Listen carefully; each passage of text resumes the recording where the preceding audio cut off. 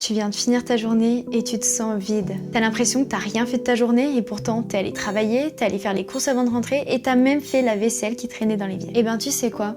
T'as raison, t'as rien fait aujourd'hui. T'as rien fait pour toi. T'as rien fait qui te fasse progresser dans ta vie ou qui te rapproche de tes objectifs. Et c'est pour ça que tu te sens vide. Pour te sentir bien, il faut absolument mettre en priorité dans ta journée les actions qui vont te permettre d'avancer dans ta vie et dans tes projets perso. Et pour ça, il y a une technique très simple que je vais te montrer aujourd'hui, c'est la matrice d'Eisenhower. Tu vas classer tes tâches dans 4 catégories, en fonction de si elles sont importantes ou non, urgentes ou non. Déjà, pour les différencier, une tâche importante, c'est une tâche importante pour toi. Elle va te faire avancer dans tes objectifs et te faire du bien. Et les tâches urgentes, c'est les tâches auxquelles tu dois réagir rapidement. Par exemple, les tâches administratives. Catégorie 1, les tâches urgentes et importantes. Ici, ce sont les tâches que tu dois faire tout de suite. C'est la priorité absolue et tu peux pas finir ta journée sans les avoir faites. Par exemple, rendre un dossier ou un devoir important ou aller chez le médecin. La catégorie 2, c'est les tâches importantes mais pas urgentes. Ici, c'est ce que je te disais au début, c'est les tâches importantes pour toi et qui vont te permettre de réaliser tes objectifs pro ou perso et de t'épanouir. Par exemple, faire ta séance de sport, écrire une page de ton livre, prendre des nouvelles de ta famille ou commencer un nouveau projet. La catégorie 3, c'est les tâches urgentes mais pas importantes. Par exemple, répondre à certains emails, réaliser les formalités administratives. C'est des choses que tu dois faire mais qui te donnent l'impression de perdre ton temps et de pas avancer dans ta vie. Si jamais tu arrives à déléguer ces tâches à quelqu'un d'autre en contrôlant à la fin que ça a été bien fait, c'est l'idéal. Et la catégorie 4, c'est les tâches pas urgentes et pas importantes. Scroller sur les réseaux, raconter des ragots, regarder la télé. Bref, c'est des tâches parasites, inutiles et qui t'avancent à rien.